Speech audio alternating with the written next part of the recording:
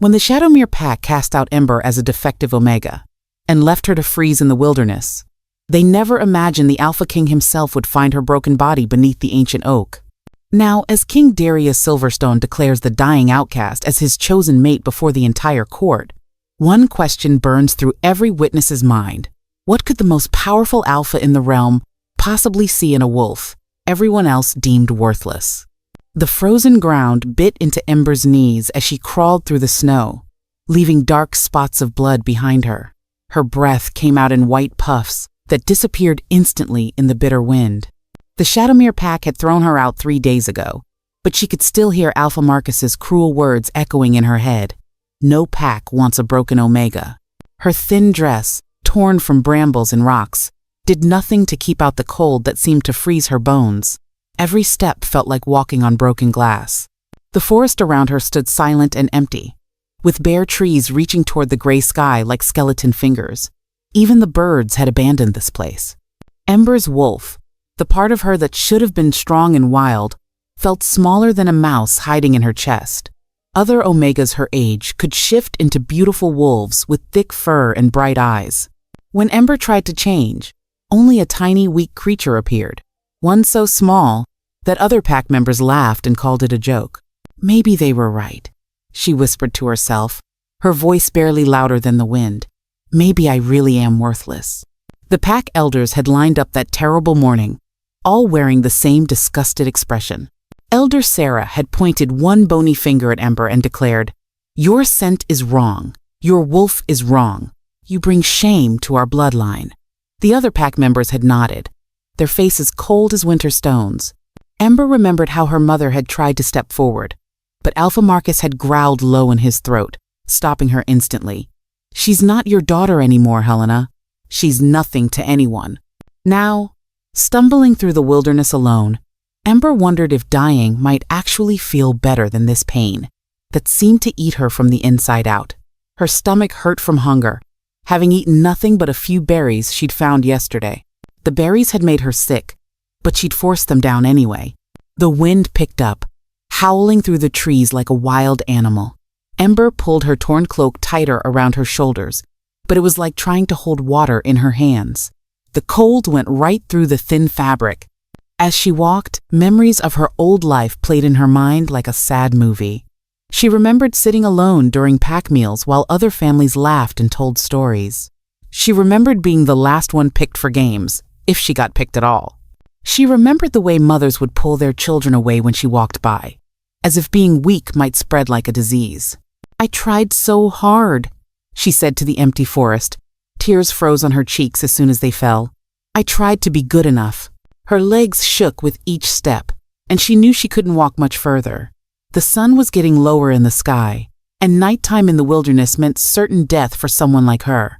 Wolves, bears, and other dangerous creatures came out when darkness fell, and she had no way to protect herself. Ember spotted a large oak tree ahead, its thick trunk looking like it might block some of the wind. She forced her tired legs to carry her to it, then collapsed against the rough bark with a small cry of relief. The tree felt solid and real against her back, the first comfort she'd felt in days. She closed her eyes and let herself remember better times, like when she was 7 and had found a baby bird with a broken wing. She'd nursed it back to health in secret, feeding it tiny pieces of bread and keeping it warm in a shoebox under her bed. When the bird finally flew away, it had been the happiest moment of her life. "At least I helped something once," she murmured, watching her breath create small clouds in the frigid air. The cold seemed to be winning now, making her fingers and toes go numb. She could barely feel her face anymore. Somewhere in the back of her mind, she knew this was how freezing to death started, but she felt strangely peaceful about it. The pain in her heart was finally starting to fade along with everything else. Ember's eyelids grew heavy as the sun sank lower behind the trees. The forest around her blurred and shifted, like looking through water. She thought she heard footsteps in the distance, but that was probably just her imagination playing tricks on her. As darkness began to creep across the sky, painting everything in shades of purple and black, Ember wondered if anyone would ever even know what happened to her. Would her mother miss her? Would anyone remember the girl who'd been too weak to matter? The footsteps were getting closer now, Definitely real, and not just in her head. Heavy boots crunched through the snow with purpose and confidence.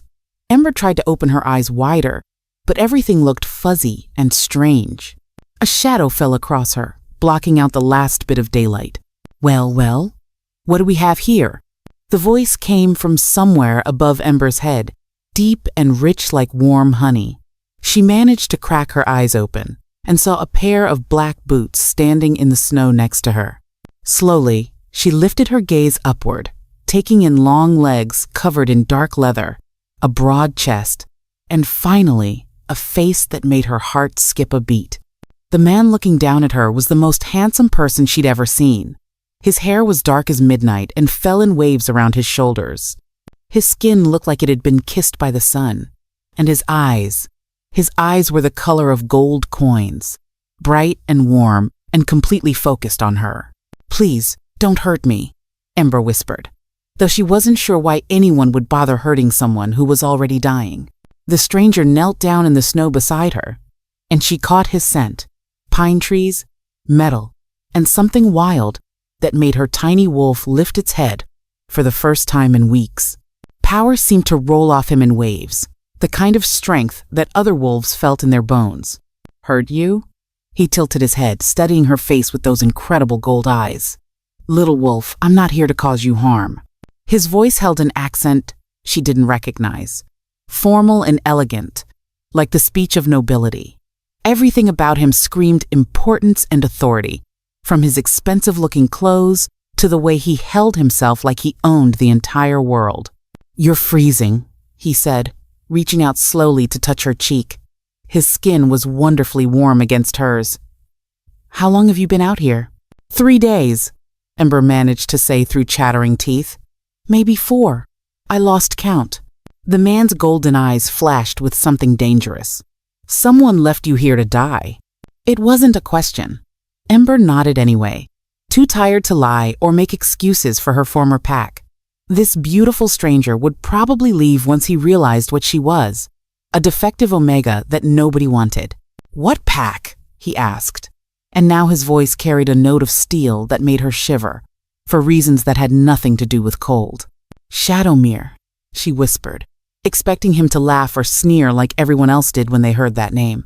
The Shadowmere Pack wasn't powerful or important. They were just ordinary wolves trying to survive in the mountains. Instead of laughing, the stranger's face went completely still. "Marcus Blackwood is still their alpha?" Amber's eyes widened in surprise. "You know Alpha Marcus?" "We've met." The way he said it made it sound like their meeting hadn't gone well. "What did you do to earn banishment, little one?" The familiar shame crept up Ember's throat, making it hard to speak. "I'm broken," she said quietly. "My wolf is too small. My scent is too weak. I bring dishonor to the pack bloodline." The stranger was quiet for a long moment, just looking at her with those burning gold eyes. Then, to her complete shock, he threw back his head and laughed. Not the mean laughter she was used to, but something rich and genuine that warmed her more than any fire could. "Broken?" He shook his head, still smiling. "Oh, little wolf, you have no idea what you really are, do you?" Before Ember could ask what he meant, the stranger stood up and began removing his thick black cloak. The garment looked like it cost more than everything her old pack owned put together, made of the finest wool and lined with fur that was softer than clouds. "Here," he wrapped the cloak around her shoulders, and immediately she felt like she was being hugged by warmth itself. "That's better." The cloak smelled like him, pine and metal and that wild something that made her wolf want to purr. She pulled it tighter around herself, amazed at how much difference it made. "What's your name?" the stranger asked, settling back down in the snow beside her like he had all the time in the world. "Ember," she said, then quickly added, "But I don't have a last name anymore. Outcasts don't get to keep family names." "Ember." He repeated her name like he was tasting something delicious. "It suits you. Fire in the darkness." No one had ever said anything so beautiful about her name before. Most people just called her Girl or Omega or nothing at all. "What about you?" she asked, feeling brave enough to meet his gaze. "What should I call you?" The stranger's smile turned mysterious, like he was keeping an important secret. "My friends call me Darius." Are we friends? The question slipped out before Ember could stop it, making her face turn red with embarrassment.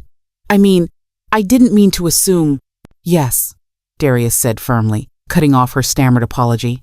We're friends, Ember, and friends don't let friends freeze to death in the wilderness. He stood up again and held out his hand to her. Can you walk? Ember looked at his offered hand, strong and steady and completely unlike anything she'd ever been given before. I think so, but where are we going?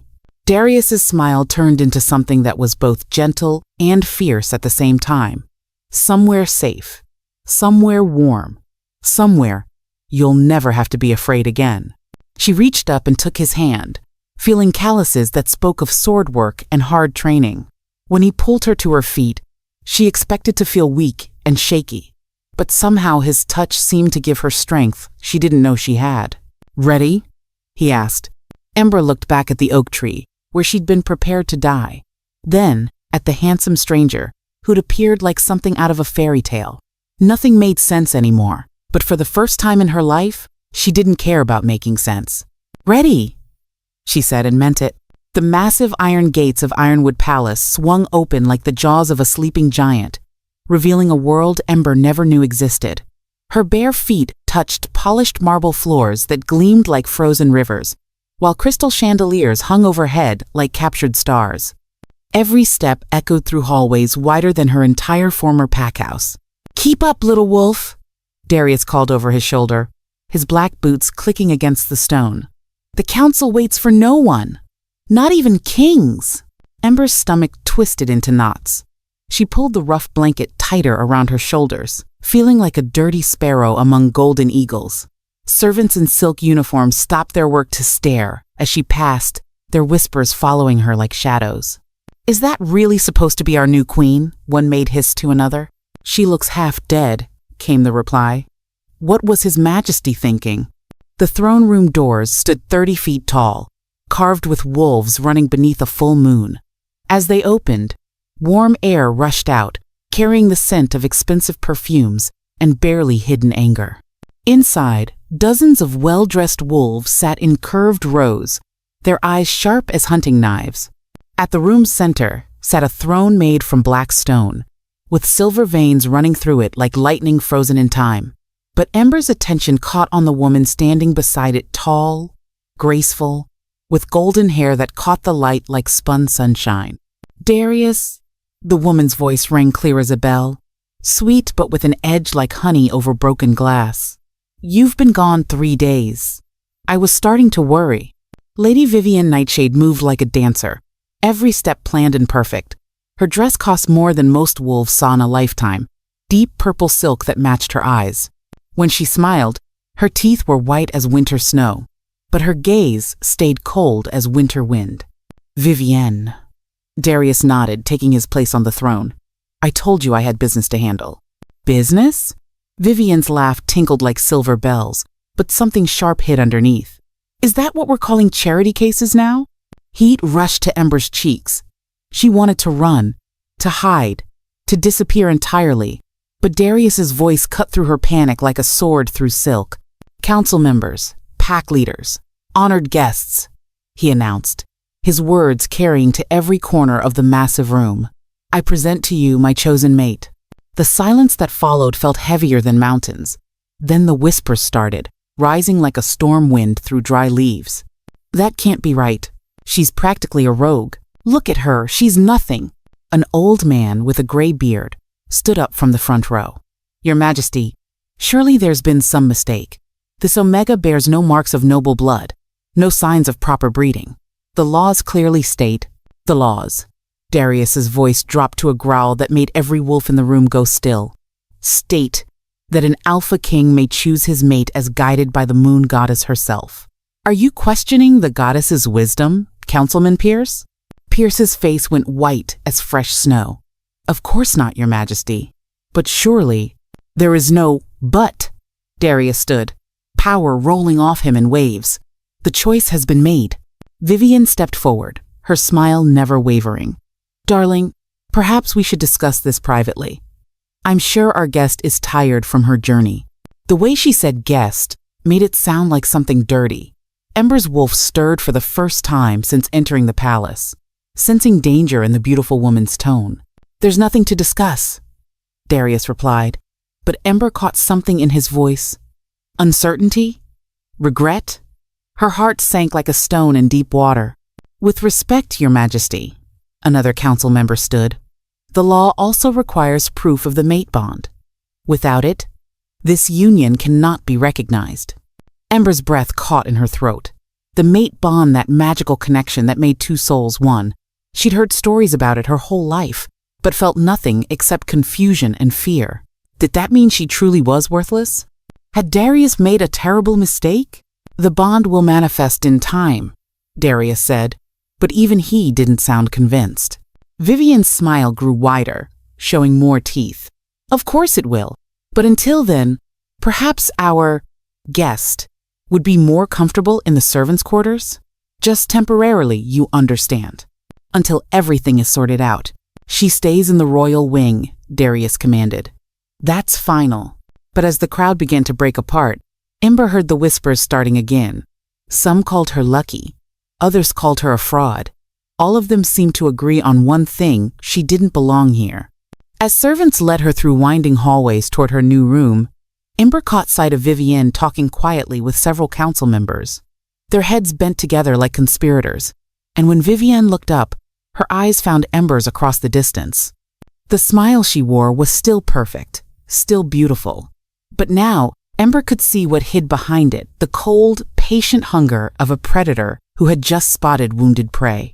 That night, alone in a bedroom bigger than her old pack's meeting hall, Ember stared out the window at the moon. Somewhere in the palace below, she could hear music and laughter from a celebration she hadn't been invited to. Her reflection looked back at her from the glass. Small, plain, ordinary. What had the Alpha King really seen in her? And more importantly, how long would it take him to realize his mistake? The blood moon rose like a crimson eye over Ironwood Palace, casting everything in shades of red and shadow. Ember stood at her bedroom window, watching wolves gather in the courtyard below. Their voices carried on the night air, excited, hungry, eager for what was coming. The hunt of proving. Her assigned servant, Maya, explained while laying out clothes on the bed. Ancient law says any unmated wolf can challenge the Alpha King's mate choice. If she wins, the bond is blessed. If she loses... Maya didn't finish, but she didn't need to.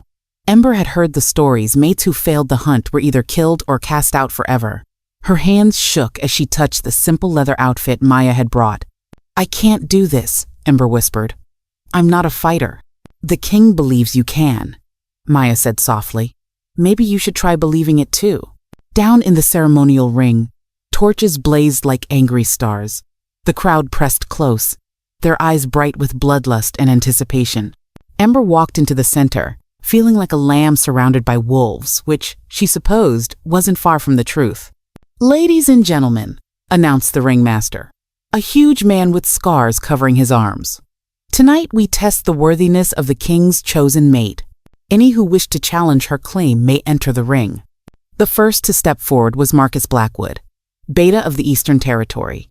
His muscles bulged like tree trunks, and scars told the story of 100 battles won. When he smiled, his teeth looked sharp enough to cut glass. "Nothing personal, little Omega," he said, loud enough for everyone to hear. "But some of us think the throne deserves better." Behind him, 6 more challengers entered the ring. Ember recognized some from the council meeting, all bigger, stronger, faster than her, all looking at her like she was already dead. "The rules are simple," the ringmaster continued.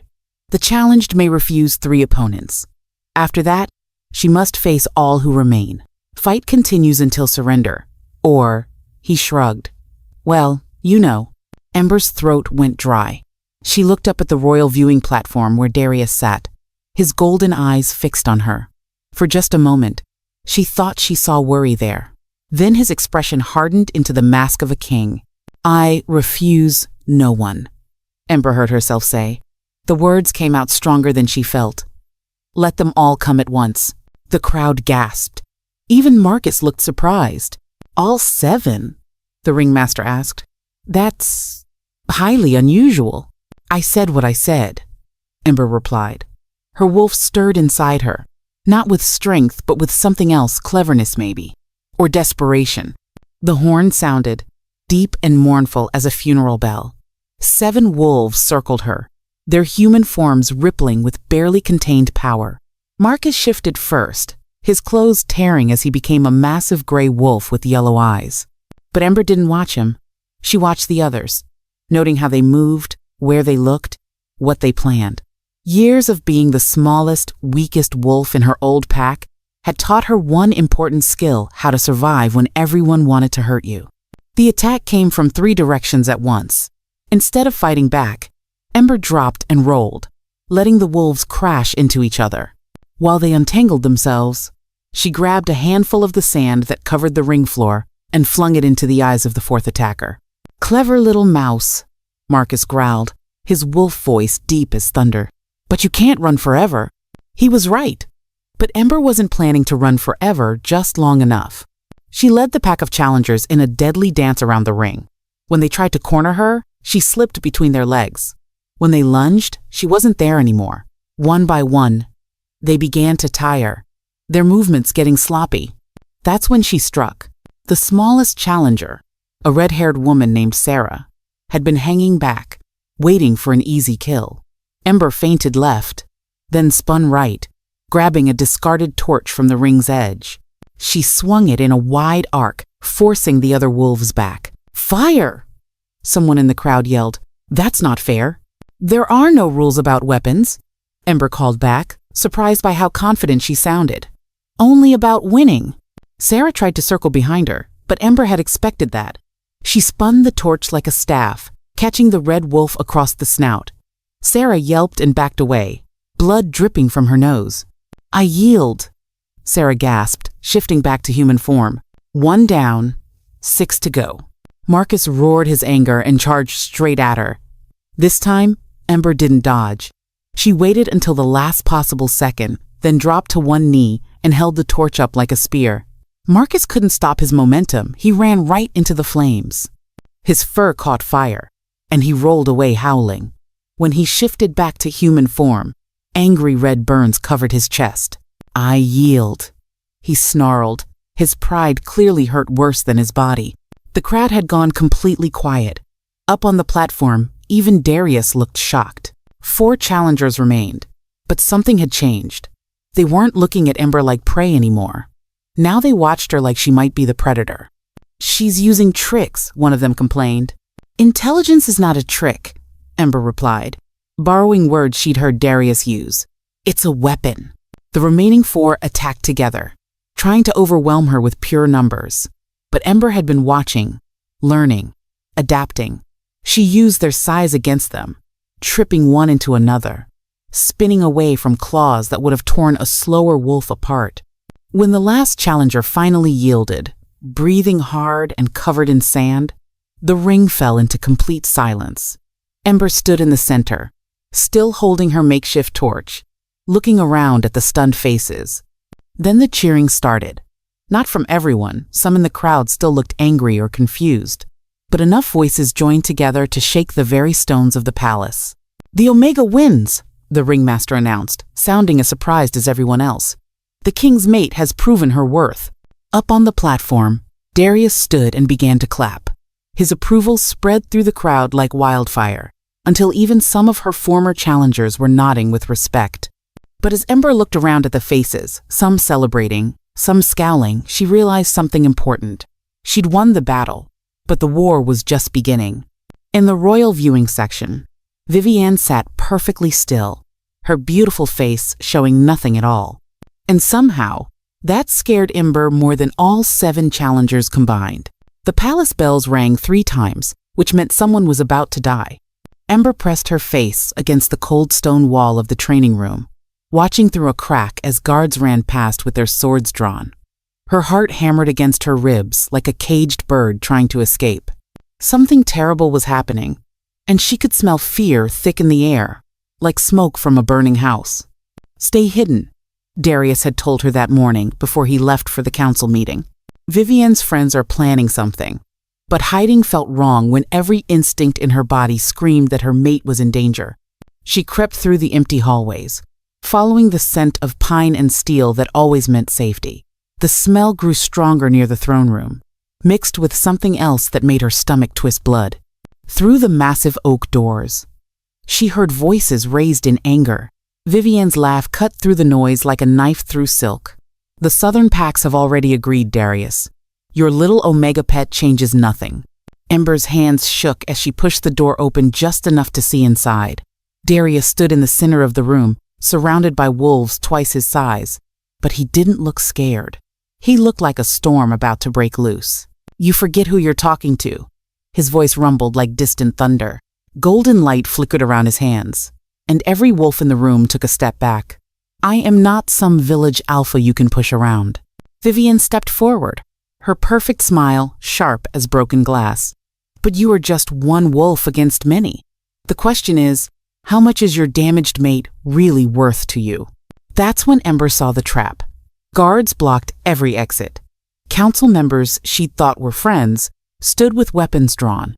Even some of Darius's own pack had turned against him. Her heart sank like a stone dropped in deep water. But then something strange happened. Instead of fear, Ember felt anger rising in her chest like fire climbing up dry wood. These wolves had hurt her before, thrown her away like garbage. Now they wanted to hurt the one person who'd seen worth in her? Not today. She slipped through the door like a shadow, moving so quietly that nobody noticed her until she was already beside Darius. His eyes went wide when he saw her. I told you to stay hidden, he whispered, but his voice held pride instead of anger.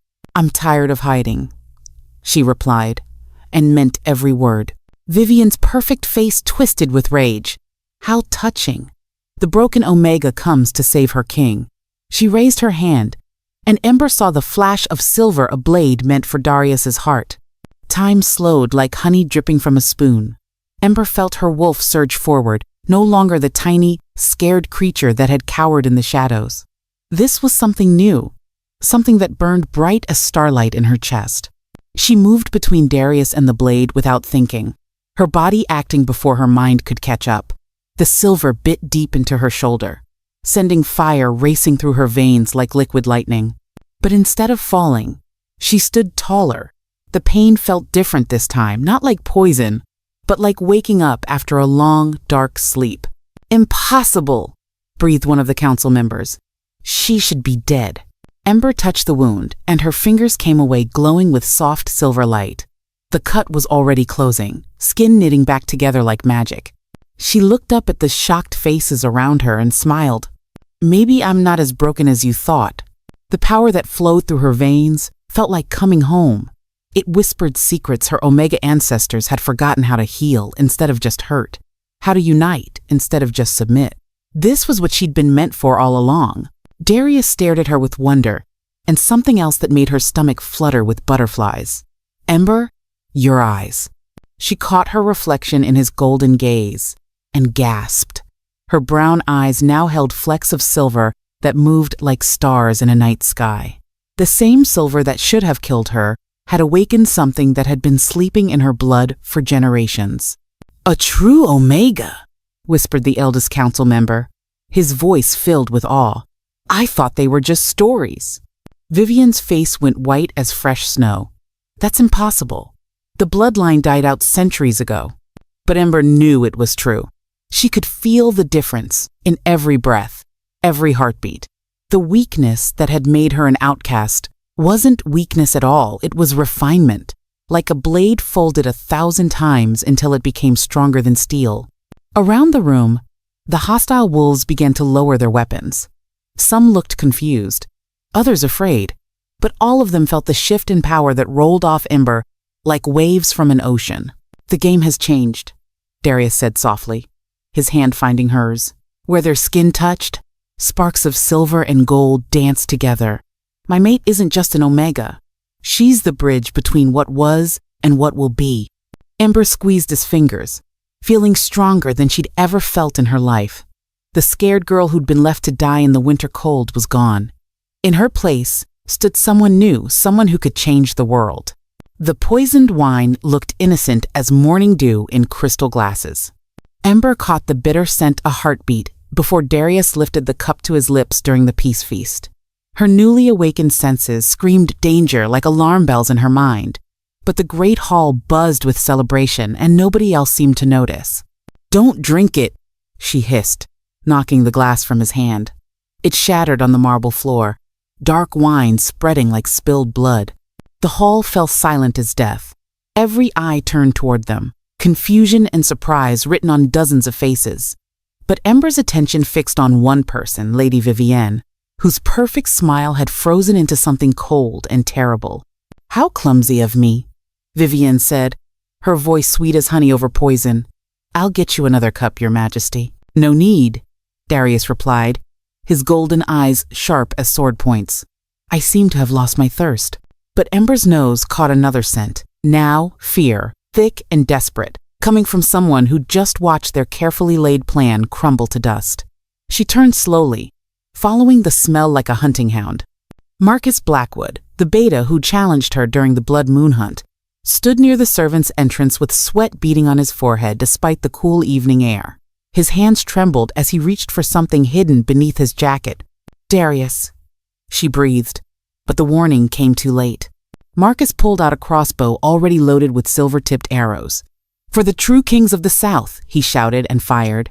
The arrow flew straight as lightning toward Darius's heart, but Ember was already moving, her body flowing like water between the deadly point and its target. The silver pierced her chest instead, driving deep between her ribs. Pain exploded through her like white fire, but this time it felt different.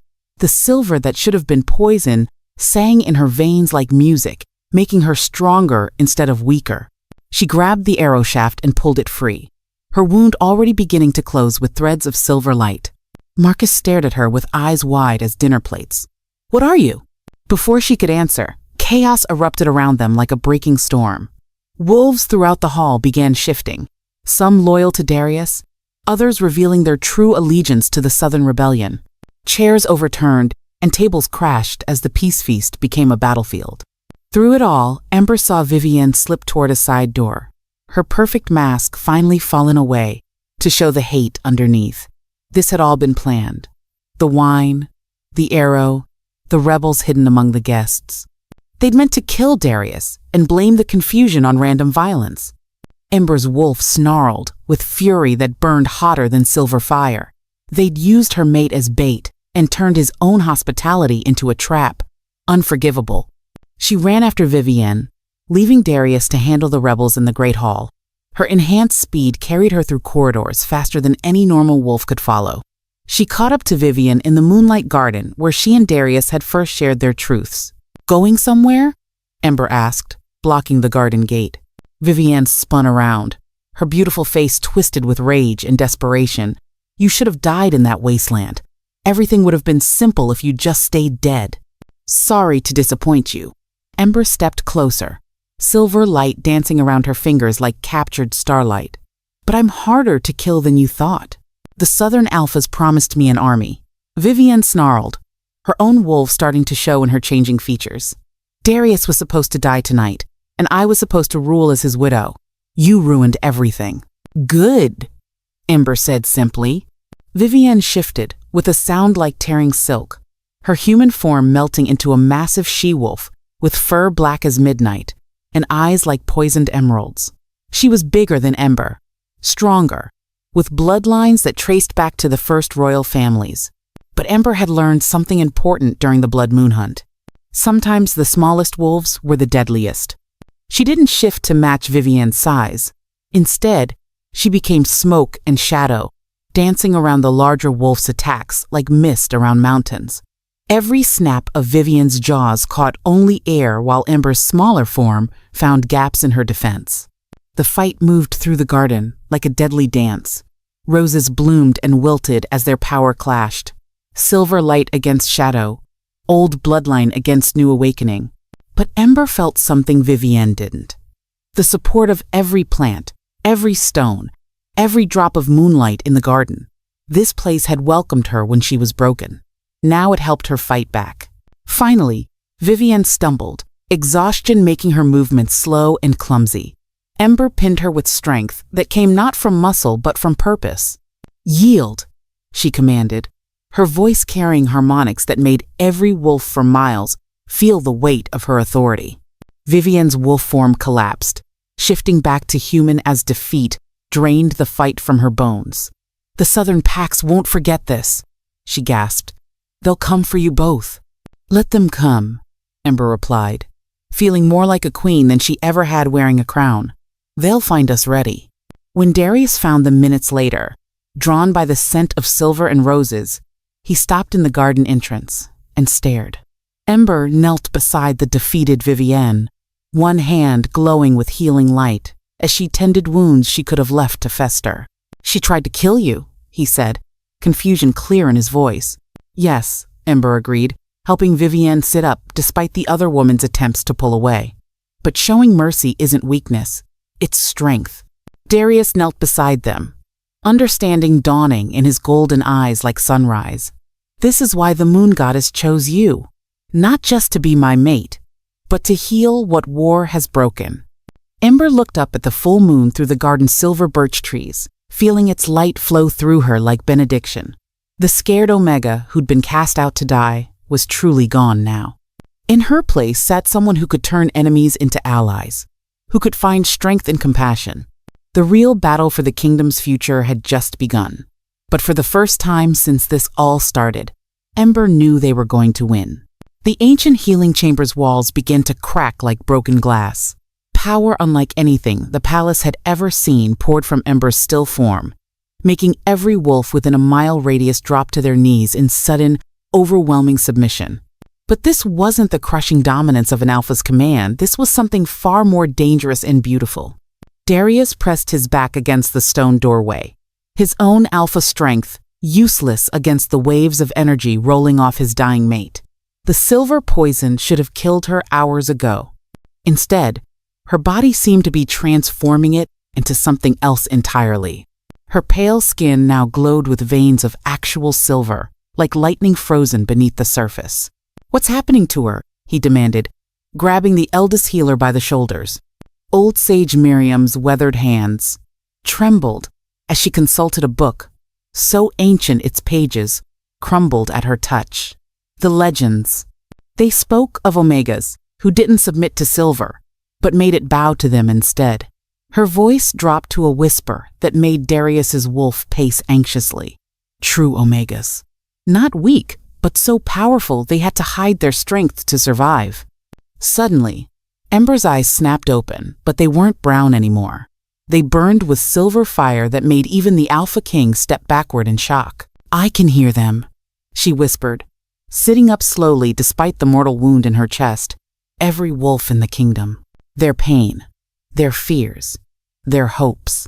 Her hand moved to the silver blade, still protruding from her ribs, and impossibly, she began to pull it free without flinching. "All these years, I thought something was broken inside me. But I wasn't broken, I was sleeping." The blade clattered to the floor, but instead of blood, silver light poured from the wound before it sealed itself completely. Darius watched in amazement, as his mate, his chosen, stood before him, transformed into something that made his alpha instinct sing with recognition and reverence. "The Shadowmere Pack cast me out because my Omega scent was too weak," Ember continued, flexing her fingers as silver sparks danced between them. "But they were wrong. I wasn't giving off weak Omega pheromones. I was holding back something that would have driven every unmated wolf in the territory completely mad with need.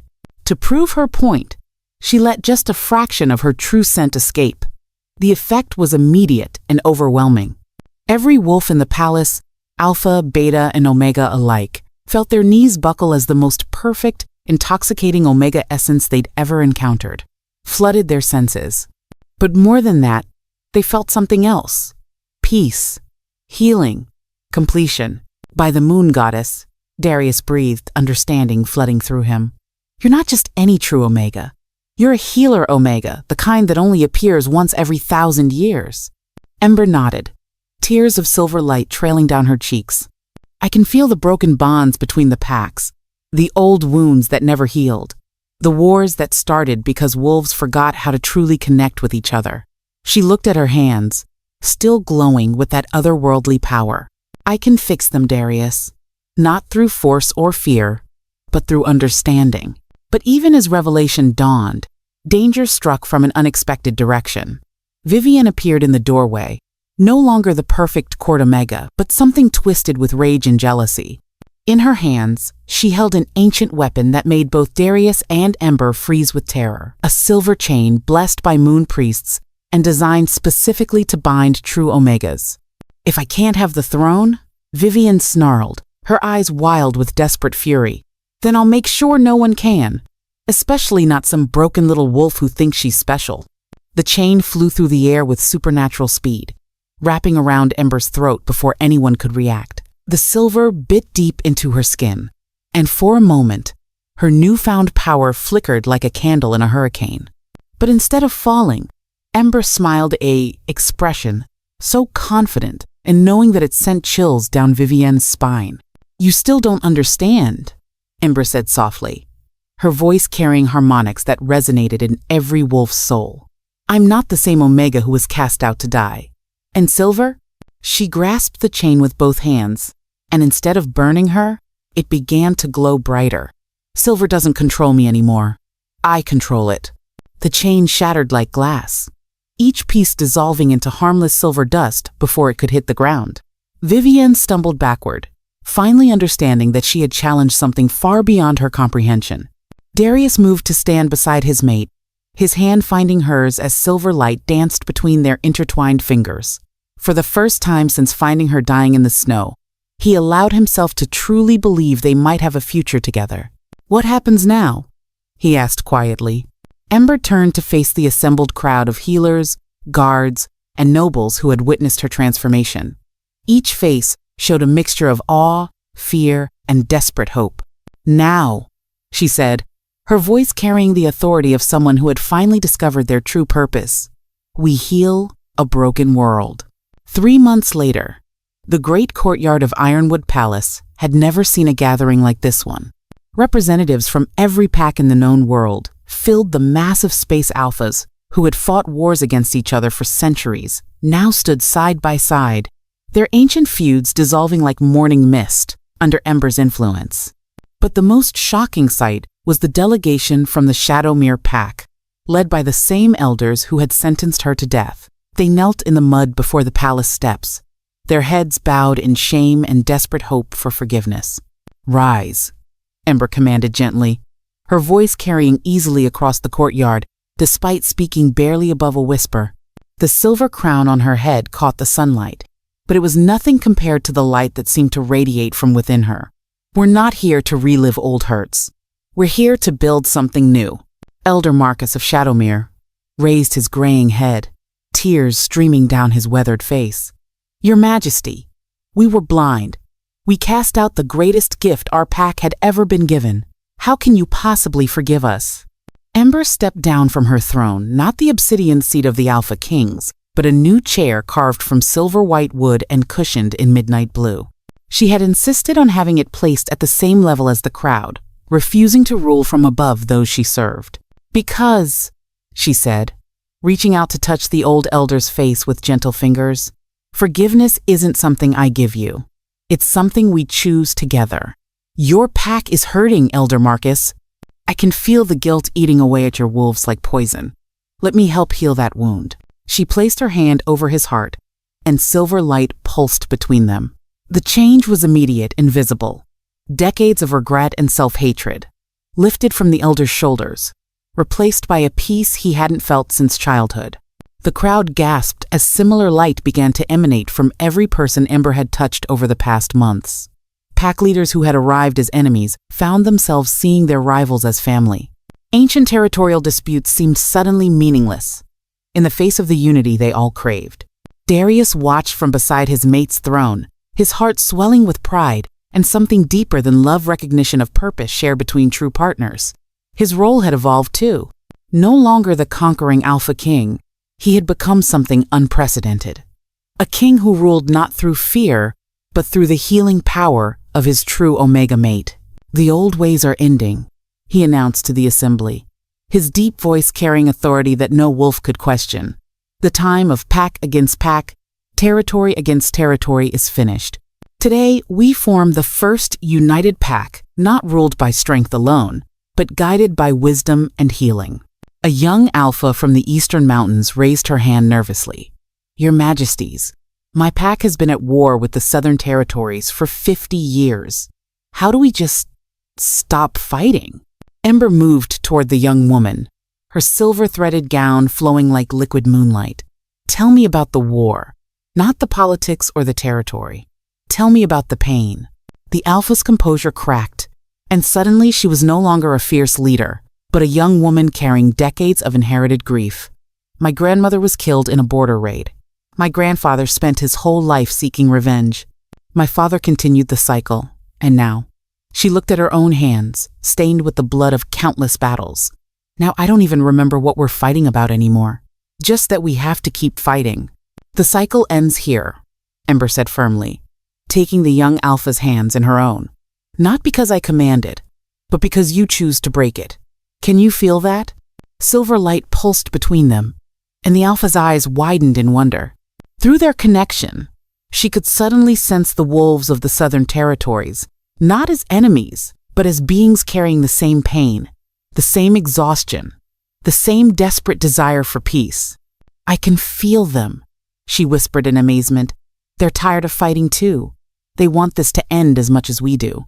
One by one, leaders from opposing factions began to step forward, drawn by the healing energy that radiated from their new queen. Ancient enemies embraced for the first time in generations. Trade agreements replaced war pacts. Marriage alliances formed not from political necessity, but from genuine connection. As the sun began to set over the ceremony, painting the sky in shades of silver and gold, Ember found herself standing on the palace balcony with Darius, watching their people no longer separate packs, but one unified family celebrate below. Do you ever miss it? Darius asked quietly, slipping his arms around her waist. The simplicity of being just an Omega with no responsibilities? Ember leaned back against his chest, feeling his steady heartbeat against her spine. I was never just an Omega, she replied with a soft smile. I was always meant for this. I just had to almost die to figure it out. She looked down at the silver pendant, still hanging around her neck, the one he had given her in the moonlight garden. It no longer felt heavy with promise, but light with fulfillment. Besides, she added, turning in his arms to face him, someone has to keep the Alpha King humble. Can't have you getting too comfortable with all this peace and prosperity. His laugh rumbled through his chest as he spun her around, both of them giddy with the simple joy of being together without the weight of crisis on their shoulders. Below them, their united pack celebrated under the silver moon, finally whole, after centuries of fracture.